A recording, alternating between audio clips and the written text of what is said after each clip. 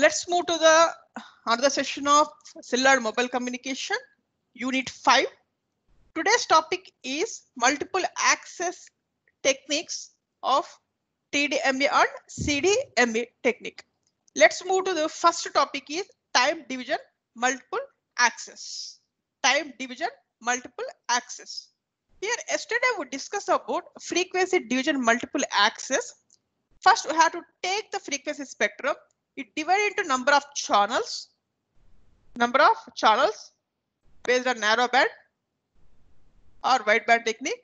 When the channel is divided, each channel allocated to particular user or customer in a fixed manner by using frequency division multiple access. Suppose if the channel is not used, nothing but we are not at all possible to allocate for other customer in FDMA technique. We have to go for the drawbacks. We have to overcome the drawbacks by using time division multiple access system. Here in this time division multiple access system, instead of allocating channel to particular user, we have to allocate that particular channel to many number of customers based on time slots. That is, each channel can be utilized by many users at different time slots. That is, we have to overcome now the problem occur in FDMA. In FDMA, the channel is fixed for particular customer or user in any time. No other any other user not can be utilized that particular channel. That is fixed. But here in time division multiple access system, the same channel can be utilized by number of customers based on different time slots. Here see this figure. This is about yesterday we discussed the same concept, but in yesterday we discussed about based on frequency. Here today we discuss about based on time division.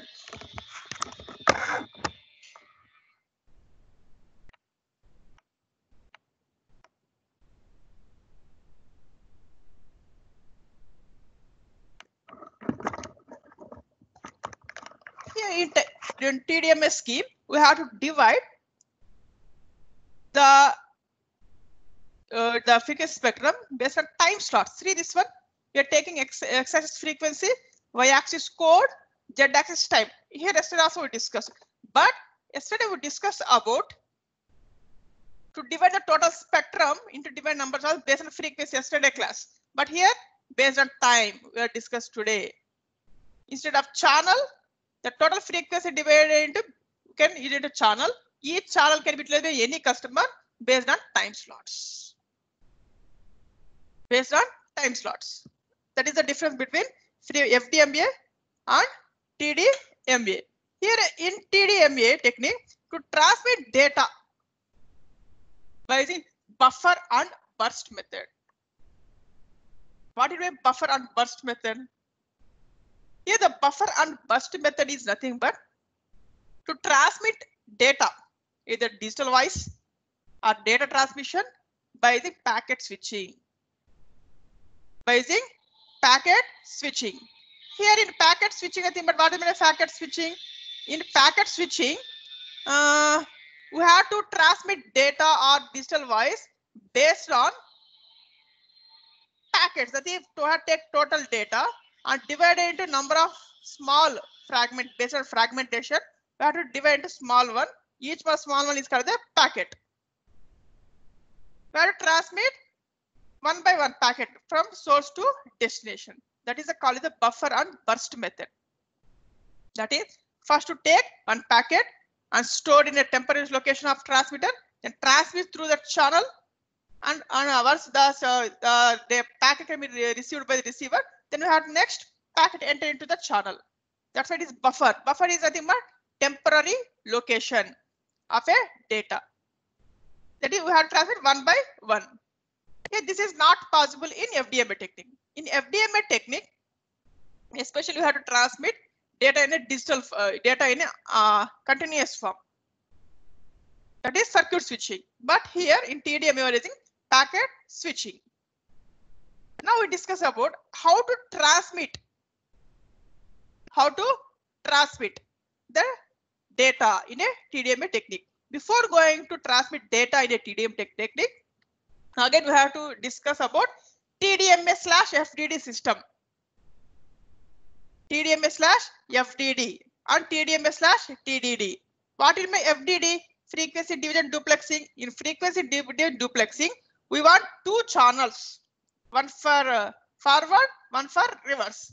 What about my TDD? Time division duplexing. In time division duplexing, we have to transmit or receive the data by using single channel but different time slots. In TDMA, we have to apply both FDD and TDD. No problem. Right. Here, this figure shows TDMA frame structure. TDMA frame structure. Suppose we want to send data, some data through applying TDMA method. First, we have to take the original message, whatever data we have to transmit, we have to take that data. We have to add preamble bits and trial bits. Preamble bits and trial bits. Here, what is the preamble? Preamble, nothing but it contains synchronization bits. Synchronization bits and some of the header bits. What is the header? The header contains source and destination address that is included in preamble and some synchronization bits. Here the synchronization bits is nothing but it depends upon connection making. I think you know the concept of RTS, CTS concept, right? In computer networks. Suppose you have to take two computers. We have to transmit data between the two computers. First, we have to transmit based on request to send. First, transmitter to receiver, have to send RTS. What is meant RTS? Request to send, right? I am ready to transmit some data to you. Then receiver takes that RTS. Whenever the receiver is free, at that time send CTS to transmitter side. Clear to send. Yes, I am ready to receive the data. Then we are getting CTS from receiver to transmitter. Then transmitter sends the information to receiver. That is a basic synchronization between transmitter and receiver. Some bits are required for that purpose. That is also included in preamble. And second field is information. Original data we have to transmit. But here we had to add the third one is trial bits. What is my trial bits? Trial bits is nothing but which is used for error detection and correction purpose. The best method for this error detection and correction, here we are using CRC method. What is CRC? Cyclic redundancy check. Cyclic redundancy check. This is the original frame format. Preamble, information message, trial bits. But in TDMA, we have to transmit data in terms of buffer and burst method. Nothing but packet switching. We are unable to send total information at a time. That's why we have to divide this information into packets. For each packet, we have to transmit in a one slot. Packet 1 goes transmits to slot 1. Packets 2 go slot 2. Packet likewise. We have to transmit data from transmitter to receiver. Here, what is meant by slot here? Each slot contains trial bits, that is error detection correction purpose, some synchronization bits, with data of packet, and some guard bits for security. This is about how to transmit data from transmitter to receiver by using time division multiple access. Right. Now we discuss about what are the features of TDMA. What are the features of TDMA? Here in TDMA can share a single carrier frequency for several users. But this is not possible in FDMA, right? In FDMA, each carrier frequency is fixed for one user. But here in TDMA, the same channel or same carrier frequency can be utilized by several users based on non-overlapping time slots. Based on non-overlapping time slots. Next feature. Data transmission for users of TDMA system is not continuous, right? We are not transmitting data through TDMA system by the circuit switching. We are applying packet switching for TDMA. Applying packet switching. That's why we are getting low power consumption. Low power consumption. Here we are not transmitting continuous nothing, but we are taking based on packet switching. That's why handoff also very easy. Handoff also very, that is we have to control. We have control on packets. We have to control on packets. This is about mobile. We are applying mobile as a handoff. Actually, wait a minute.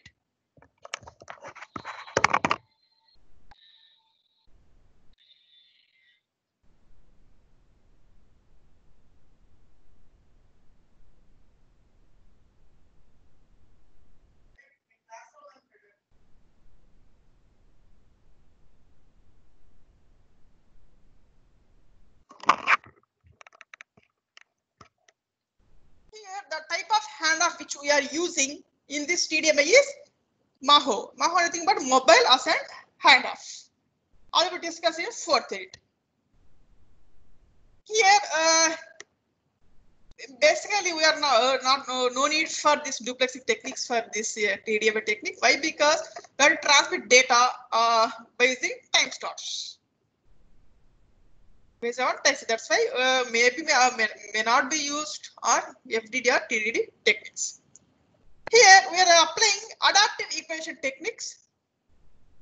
Adaptive equalization techniques in TDMA system.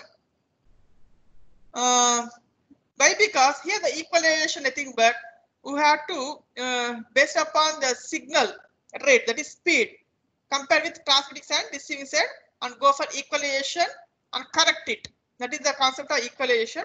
This equalization topic you are studied in next semester, I think 4 to wireless communications, right?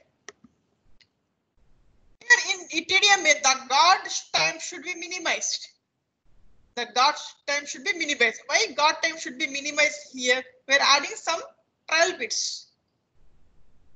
We are adding some trial bits. What are trial bits? Trial bits used for error detection, correction purpose. Next one is high synchronization overhead bits are required in TDMA system. High bits synchronization bits are required. Because we are transmitting in a burst and buffer method, for each and every packet we have to use the some synchronization bits. For every packet we have to add some synchronization bits. That's why we have to require more number of bits for more number of packets. And last one we have to nothing but it is effective the frequency spectrum effectively. Performance can be increases because of the same channel can be utilized by many number of users with different time slots. These are some of the features of TDMA and how to calculate the efficiency of TDMA. How to calculate the efficiency of a TDMA. Here, first we have to calculate how many number of bits are we have to add for original message. Original message. You see this one. No, I'm again see this one. This is for total frame. Here preamble and trial bits are overhead bits. We have to add extra bits to the information, original information. This is the total one TDMA frame. Here we have to calculate how many bits are required with this preamble, how many bits are required for this trial bit. This is about overhead bits total. Now we have to calculate overhead bits, that is BOH. Overhead bits, which is equal to NRBR plus NTBP plus NTBG plus NRBG. What is NR? The number of reference burst per frame. Nothing but first we have to take the total data. How many number of packets for that data? Number of packets. That is NR. NT is nothing but number of traffic bursts per frame. And BR, number of overhead bits per reference burst. Once we have to take the total data, see this one figure. This is the total overhead bits. For each packet, again we have to add some bits, travel bits, synchronization bits, and guard bits. These are nothing but BR. BP, number of overhead bits per preamble in each slot. And BG is nothing but number of equivalent bits for each guard time interval. Then total number of bits per frame, that is total bits. BT, which is called TF into R. R is nothing but rate, channel rate. TF is the frame duration. These are total number of bits. Once you have to calculate BOH and BT, their frequency, frame efficiency, eta F, which is equal to 1 minus BOH by BT multiplied with 100. We are getting efficiency of TDMA. Right. In next, we discuss about how many number of channels in a TDMA system. For number of channels in FDMA system is N equal to B total minus 2 into B guard by BC. Yesterday we discussed how to calculate. But here, the number of channels in TDMA system N equal to M into B total minus 2 into B guard divided by BC. Here, what is M here? M is nothing but maximum number of TDMA users supported on each radio channel. Right? This is about TDMA concept, time division multiple access. Next, we have to move to the next technique of multiple access is code division multiple access. Here in how the code division multiple access can work. Here in code division multiple access can work based upon spreading the signal. Nothing but here we are not at all dividing the channels. You see this figure. Here x-axis we are taking frequency, y-axis code, z-axis time. Here we are using code division multiplexing. That is the total frequency divided into n number of channels based on code. Suppose we have to see this one. Now I am explaining how code division multiple access system works.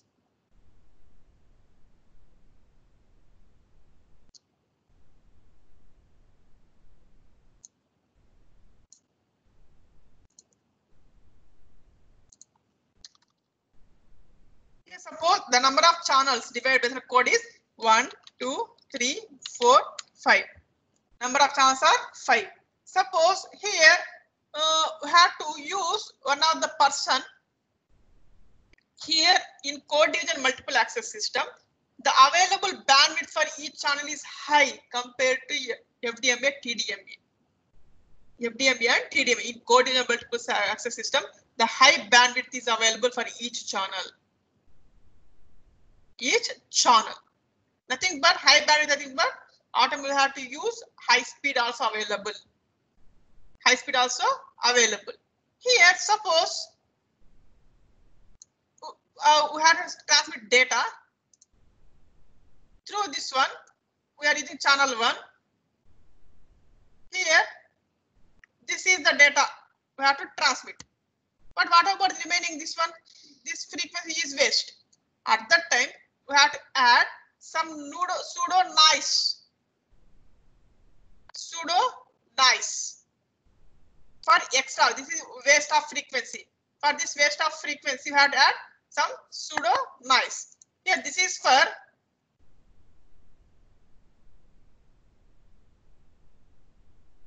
data, original data. This is for we have to add pseudo noise. PN. Original data we have to add pseudo noise, then transmit total data. Here some spectrum is waste for this channel. That's why you have to add some pseudo noise. Then automatically The data should be spreading the over total channel. Total channel. That is the concept of code division multiple access system.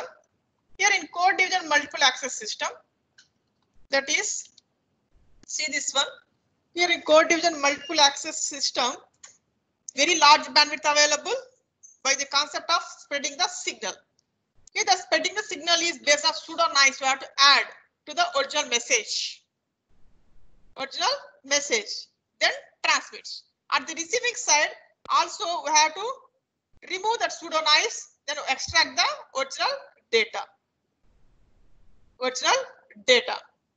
That is the concept of code division.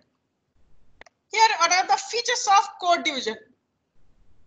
Here, code division, we have to share the same frequency for many users. Suppose we want 2 GB data per day. At that time, we have to allocate some bandwidth to particular user.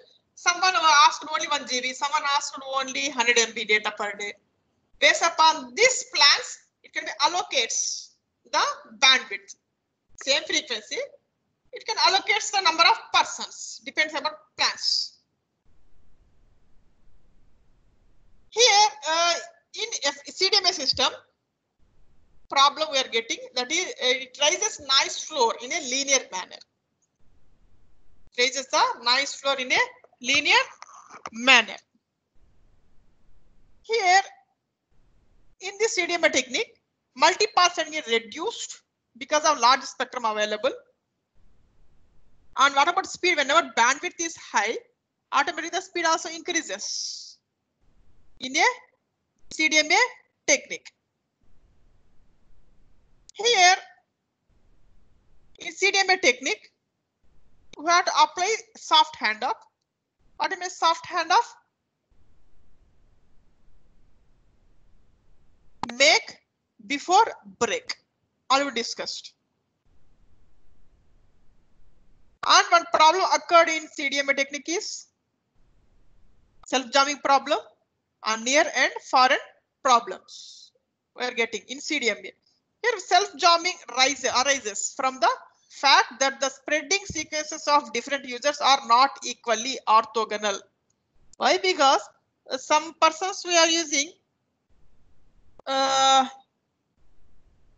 large data, some persons we are using small data. For small data, we have to add more pseudonice. For large data, we have to add small pseudonice. That is unequal, not exactly. That is the problem of self-jamming. And here in CDMA technique, we are getting near and far end problem. I will discuss near and far end problems in second and third units. Right. Today we discuss about the two concepts, that is multiple access systems of 2 and 3 techniques, that is time division multiple access system and code division multiple access systems. Here in time division multiple access systems, we discussed what is time division multiplexing, what is the frame structure of TDMA technique, and what are the features of TDMA and how to calculate number of bits or number of channels in TDMA technique. And similarly, we discussed about what is pseudonice and what is meant by code division multiple access system, how the signal is spread, and how to retrieve, and what are the features of CDMA. This is the basics of multiple access systems. From next class onwards, we discuss about what are the practical methods of this multiple access system. We discuss from next class onwards. Thank you very much for attending today's class. Do you have any query? Type your query in a chat box.